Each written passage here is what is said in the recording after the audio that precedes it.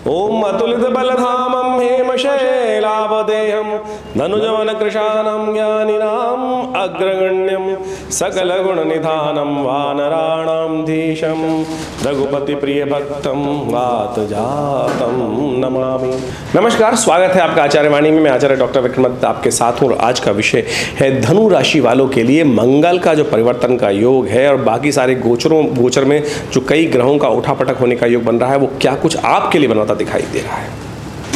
देखिए, धनु राशि वालों, बृहस्पति प्रधान राशि आपकी है और लग्न भी यदि धनु है तो भी आपको लिए बहुत अच्छे समझने का योग बन सकता है कि ये मंगल का परिवर्तन कैसा रहेगा। मंगल महाराज वृषभ राशि बृहस्पति के साथ चलते हुए उससे निकलकर आगे जाने के योग बना रहे हैं और वो जाएंगे आपके सप्तम भाव में। सप्तम भाव यानी आपका विशेष तौर पर बहुत इंपॉर्टेंट भाव मिथुन राशि के होने जा रहे हैं। मंगल मिथुन राशि में जाकर मंगल हो जाते हैं नीचाभिलाषी।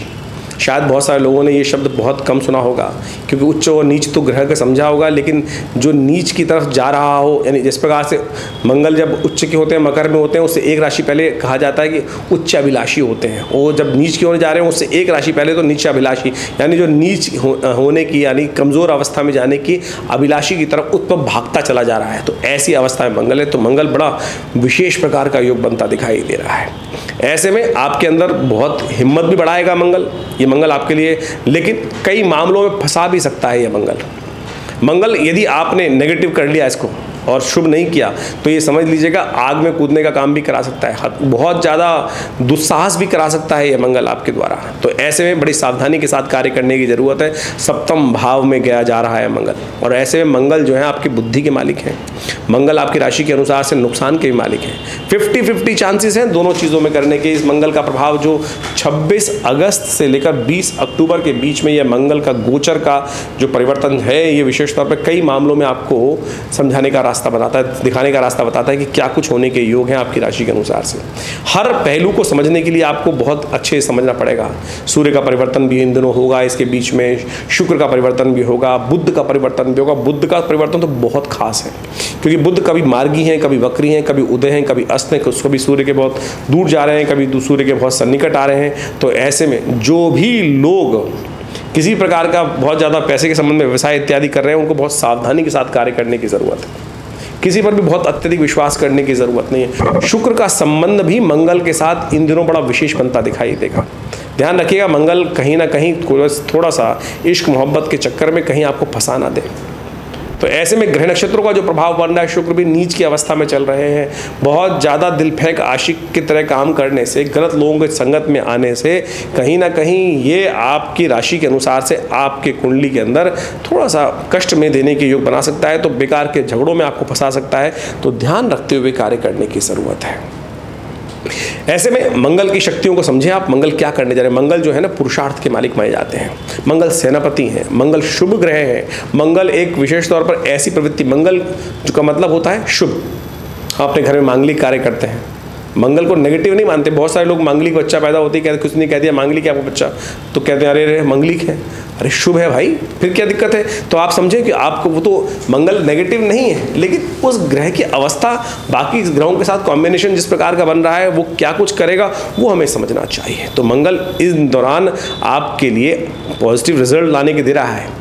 विशेष तौर पर सरकारी लोगों से फ़ायदा देने की स्थिति बना सकता है।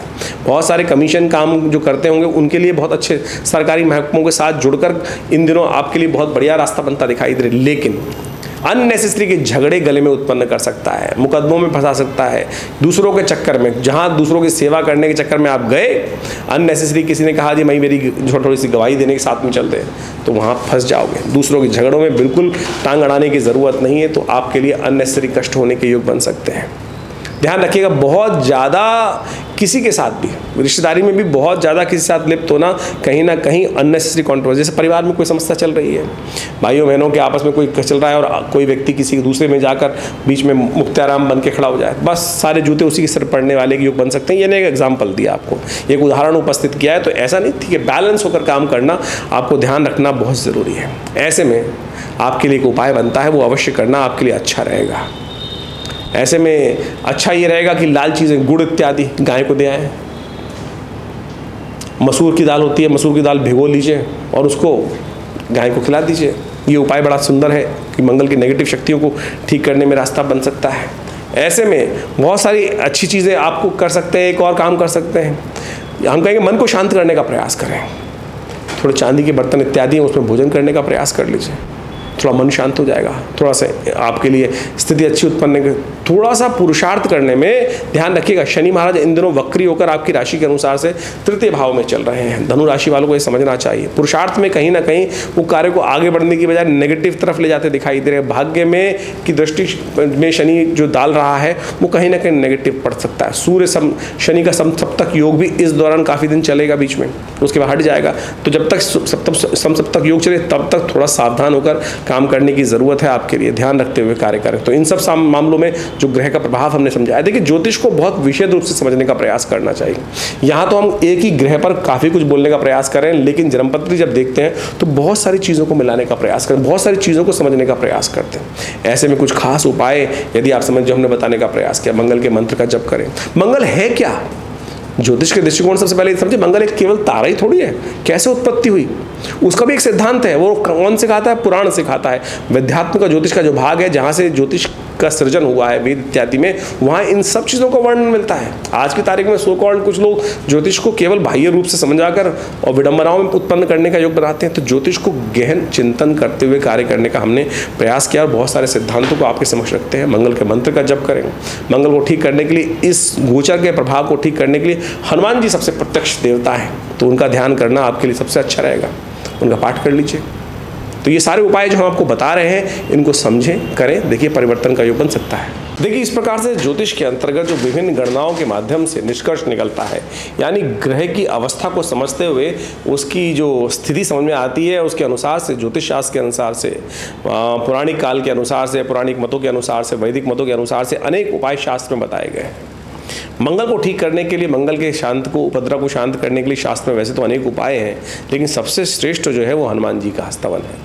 हनुमान जी का स्तवन, हनुमान जी का पाठ करना, क्योंकि मंगल को जन्मे मंगल ही करते, मंगलमय भगवान हनुमान जी महाराज हमेशा कष्ट का निवारण करने वाले हैं और मंगल का दिन उनके लिए विशेष तौर पर समस्त प्रकार से शुभ कहा गया है। और मंगल के मंत्र का भी जप कर सकते हैं, हनुमान चालीसा का पाठ कर सकते हैं। हनुमान जी की तो अनेक साधनाएं हैं, उन सबको करके मंगल के तमाम दुष्प्रभावों को ठीक करने के लिए अनेक उपाय शास्त्र में वर्णित हैं।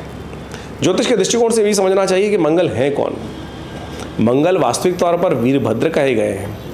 वीरभद्र जो भगवान शंकर के साक्षात अंश हैं, पृथ्वी से उत्पन्न हुए हैं। और जब सती की घटना शास्त्रों के अनुसार से घटी, दक्ष के उस यज्ञ के अंदर उसको विध्वंस करने के लिए सती ने अपने आप को समर्पित कर दिया यज्ञ के अंतर्गत, तो भगवान शंकर ने रुद्र अवतार के रूप में वीरभद्र को उपस्थित किया। भगवान शंकर के पसीने से जो बूंदें पृथ्वी पर पड़ी, उसी से वीरभद्र उत्पन्न हुए और उन्होंने जाकर उस दक्ष के यज्ञ को विध्वंस किया। और बाद में भगवान शंकर के आशीर्वाद स्वरूप वही भूमिपुत्र मंगल के रूप में प्रतिष्ठित हुए। तो अर्थात मंगल का स्तवन करने के लिए भगवान शिव का स्तवन भी समस्त प्रकार से कल्याणकारी शास्त्र में वर्णित किया गया है। तो ऐसे में मंगल ग्रह को शांत करने के लिए अनेक उपाय शास्त्र में वर्णित हैं, उन सबका आप साथ लेते हुए कार्य करने का प्रयास कर सकते हैं। मंगल का एक बड़ा श्रेष्ठ मंत्र है, क्योंकि मंगल इन दिनों जिस ग्रह अवस्था में चल रहा है, मिथुन राशि में चल रहे हैं, और मिथुन राशि में चलते हुए जो मंगल होते हैं वो नीचाभिलाषी हो जाते हैं। देखिए ज्योतिष के दृष्टिकोण से बात समझें कि जो मंगल है वो जिस राशि के स्वामी हैं वो है मेष और वृश्चिक राशि के स्वामी। मकर पे जाके मंगल उच्च के हो जाते हैं और कर्क पे जाकर मंगल नीच के हो जाते हैं। जिस प्रकार से कहा जाता है कि ग्रह जिस राशि पर उच्च का होता है उससे एक पहले राशि जो होती है वो उच्चाभिलाषी ग्रह माना जाता है। और कहा जाता है कि उच्च से होने से ज़्यादा ताकतवर ग्रह उच्चाभिलाषी ग्रह होता है। उसी प्रकार से जब कोई ग्रह नीच अवस्था में जा रहा है, यानी कम से कम बहुत शीर्ण अवस्था में, कमज़ोर अवस्था में जाने वाला होता है, जैसे मंगल की नीचस्थ राशि जो है वो है कर्क राशि, उससे एक राशि पहले मिथुन राशि पड़ जाती है, वहाँ कहा जाता है निच्चाभिलाषी, यानी नीच होने के बिल्कुल जाकर सन्निकट आ गया है। तो ऐसे में मंगल और क्षीण हो जाता है। ऐसे में आपकी राशि के अनुसार से आपको समझा आपने कि क्या कुछ प्रभाव उत्पन्न हो रहा है, तो मंगल को शक्ति आप उसका ऐसा प्रभाव उत्पन्न करने का प्रयास करें जिससे कि मंगल का नेगेटिव प्रभाव समाप्त हो जाए और पॉजिटिव प्रभाव आरंभ हो जाए। बहुत सारे लोग उपाय के तौर पर नग धारण करने की बात करते हैं। देखिए, नग आमतौर पे यदि बिना मंत्र जागृति के, बिना उसके सिद्ध करे हुए धारण कर लोगे तो वो स्टेरॉइड की तरह काम करेगा, यानी एक ताकत देने का प्रयास करेगा। खराब अवस्था में है तो उसको ताकत दें, वो कहा क्या प्रभाव आपकी राशि के अनुसार से कर रहा है वो तो समझ में आएगा नहीं उस ग्रह को, वो तो सीधा सीधा ताकत देना शुरू कर देगा। जैसे एक व्यक्ति को यदि स्टेरॉइड दे दिया जाए, बीमार आदमी है, तो उसका क्या स्टेरॉइड का प्रभाव होगा, तो वो तो कहाँ बैलेंस नहीं करेगा ना। तो स्थिति को समझते हुए किस प्रकार से कितना कार्य करना है, कितनी स्थिति को बैलेंस करना है, कितना आवश्यक करना है, वो दिमाग जो है रत्न में मंत्र सिद्धि से आता है। तो मंत्र सिद्ध करे बिना यदि यंत्र को धारण कर लें, नग को धारण कर लेंगे तो फिर उसका प्रभाव पॉजिटिव नहीं होगा, कहीं ना कहीं नेगेटिव भी हो सकता है। तो सबसे श्रेष्ठ कार्य है मंत्र जप करना, दान करना, जो और मंत्र जप करके जैसे मंगल का मंत्र है ओम क्रांग क्रीं क्रौंग सै भौमाय नमः, इसका जप कर सकते हैं। हनुमान जी को चोला चढ़ा सकते हैं। सबसे श्रेष्ठ जो उपाय है, सरलतम उपाय है, हनुमान जी को चोला चढ़ाएं। और उसके साथ साथ भगवान शिव का, क्योंकि साक्षात शिवंशी हैं वीरभद्र जो है, तो उनका भी आप स्तवन कर सकते हैं, शिव का ध्यान, शिव का मंत्र कर सकते हैं। और सबसे अच्छा रहेगा गुड़ के, गन्ने के रस से यदि मंगलवार के दिन भगवान शंकर का रुद्राभिषेक कर लिया जाए। ओम त्र्यंबकम यजामहे सुगंधिम पुष्टिवर्धनम उर्वारुकमिव बंधनान् मृत्योर्मुक्षीयमामृतात्, इस मंत्र का जप करते हुए भगवान शंकर का अभिषेक करना भी ये मंगल को की नेगेटिव प्रभाव को ठीक करने वाला उपाय रहेगा। सरलतम उपाय हम इस कार्यक्रम के माध्यम से आपके समक्ष रखना चाहते हैं, शास्त्र मत से रखना चाहते हैं। ज्योतिष एक वास्तविक तौर पे वेद का अंश है और वेद के अनुसार ही, अध्यात्म के अनुसार ही उन सब समस्त उपायों करने का प्रयास करना चाहिए। आज एक बड़ी अलग सी स्थिति बन गई है कि जिस प्रकार से लोग ना तो शास्त्र को समझते हैं और ना ही पुराण इत्यादि का अध्ययन करते हैं, ना ही उनका अध्ययन उस प्रकार का है, लेकिन टोटकों में फंस जाते हैं और अनेक प्रकार के उल्टे सीधे टोटके, कोई लाल किताब, कोई पीली किताब, कोई नीली किताब या कुछ और स्थिति को समझकर जिस प्रकार से उपाय बताने का प्रयास करते हैं। और वो उन पुस्तकों से, मैंने उन सब किताब पुस्तकों का, लाल किताब का सुंदर अध्ययन किया, समझा। मेरे पिताश्री आचार्य श्री केशव देव जी महाराज के सानिध्य में रहकर मुझसे सब चीज़ों को सीखने का अवसर मिला। तो हमारे यहाँ तो 1970 के दशक में ही उस लाल किताब का पदार्पण हो गया, तब से बाल्यकाल से ही, यानी मैंने जब 5 साल का था तब से ही उसका अध्ययन शुरू किया, समझा। जो उपाय आज तथाकथित तौर पर किस प्रकार से नाम बताए जाते हैं वो बिल्कुल उनसे कोई रिलेटेड नहीं है। तो आप समझें, शास्त्र वर्णित उपाय या कहीं भी किसी भी ग्रंथ से उपाय वर्णित, तो उनको समझते हुए कार्य करने का प्रयास करेंगे तो अच्छा रहेगा। तो हमने अब इस कार्यक्रम के माध्यम से आपके समक्ष जो आपके ग्रह को ठीक रखने के लिए जो उपाय बताए हैं उनको आप सीधी तरह से करने का प्रयास करोगे तो देखिएगा परिवर्तन के योग बहुत अच्छा रहेगा और मन भी शांत होगा। आप समझे कि आप भगवान का रुद्राभिषेक करके आए, हनुमान चालीसा का पाठ कर ले, आपके हाथ से तो कुछ गया नहीं, आपके मन में भी भाव आया, पवित्र आया, परमात्मा का सानिध्य मिला। एक इसका सुपर नेचुरल प्रभाव भी तो है, परमात्मा की शक्ति का के साथ आप जुड़े, थोड़ी देर अध्यात्म का ध्यान किया और उसके बाद नहीं तो क्या होगा, कोई कुछ और करा रहा है, कोई आपके नग ही बेच दिया किसी ने आपको, आपसे पैसे ले लिए और उसके बाद उस नग ने पता नहीं जेन्युइन है नहीं है, कल्चर्ड है क्या है, किस प्रकार की स्थिति है, यानी रंग के लकड़ी दे दी है, क्या कर दिया है। तो ये बड़ी विचित्र स्थिति बन गई है। तो आप ज्योतिष को सरल रूप में समझने का प्रयास करें। हमने इस कार्यक्रम के माध्यम से आपके समक्ष वो सरल विशेष तौर पर उपाय रखने का प्रयास किया है। तो आप इसके माध्यम से सबसे श्रेष्ठ है मंत्र जप, ओम क्रांग क्रीं क्रौंग सै भौमाय नमः।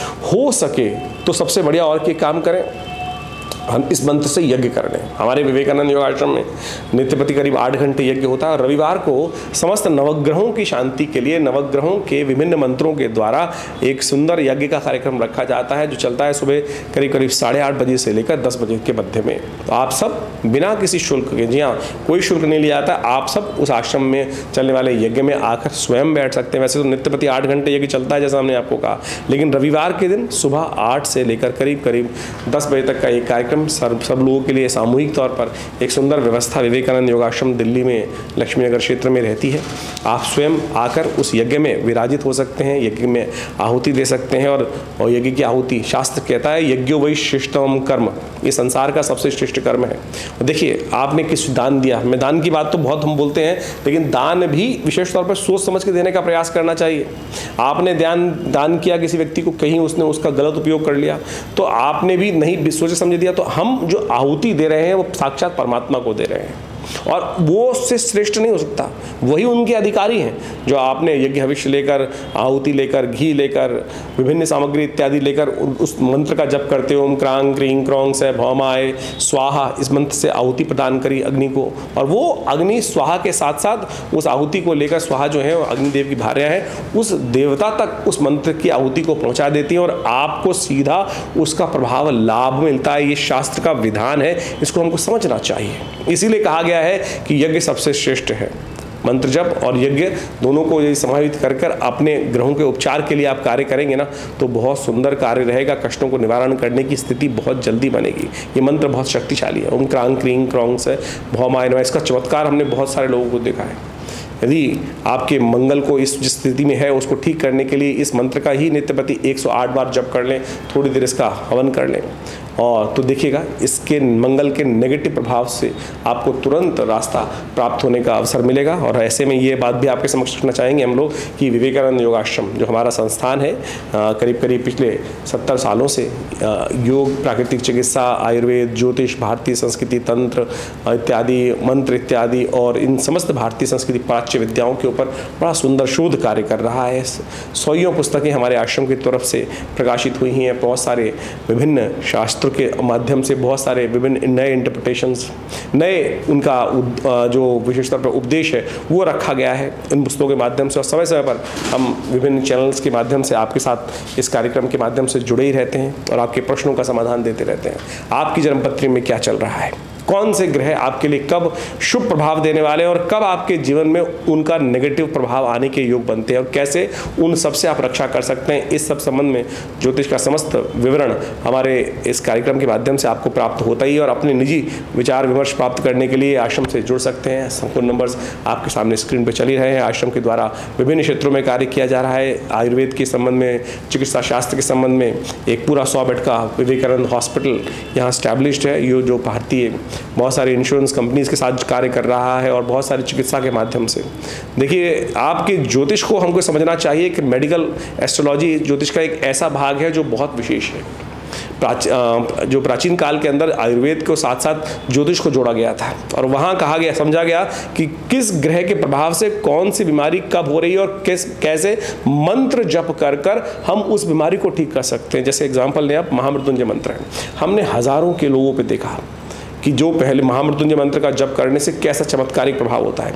वही औषधि जो पहले पेशेंट पे काम नहीं कर रही थी, महामृत्युंजय का जप करके, अनुष्ठान कर कर, पूजा करके, प्रार्थना करके, भगवान शंकर के सामने संकल्प कर कर उस पूजा को पद्धति किए गए, वही दवाइयाँ औषधियाँ पुनः काम करने लगती हैं। तो आप समझे, मंत्र भाग्य जगाता है, अध्यात्म भाग्य जगाता है, अध्यात्म कष्ट को निवारण करता है और ज्योतिष वो माध्यम है कि जिसके द्वारा आप समझ सकते हैं कि कब जीवन में, आपके जीवन में जो कष्ट आ रहा है ना, वो भार ही है कहीं। उस भार का समय, उस कष्ट का समय पहले से जाना जा सकता है और उसका निवारण पहले से भी किया जा सकता है।